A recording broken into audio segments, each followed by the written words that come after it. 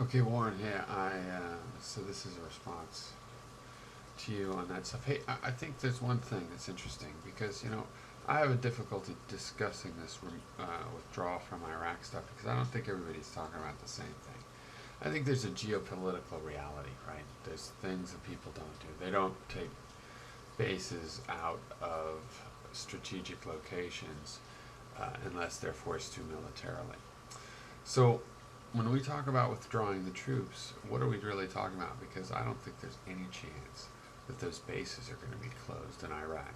So what you really have to mean then is withdrawing onto those bases. Taking a lot of the troops out of the country, of course, but really, all the local equipment and a lot of the people just go onto local bases, ready to come out if they need to. Um,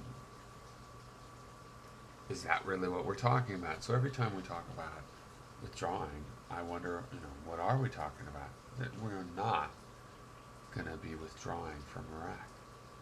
That is not going to happen, and it's not just the U.S. It's the U.K. and the sprinkling of coalition forces is not going to be withdrawn. So I find it really difficult.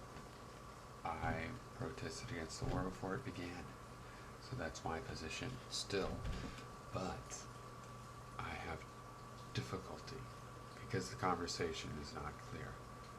Do you actually think there's any chance at all we withdraw in the sense of not having Western, it's American, but let's just say Western bases in Iraq? Now that we can, it's like that's the one prize for all this pain and suffering that they've gotten that they wanted. Are they going to give that up? Not in the politics of the world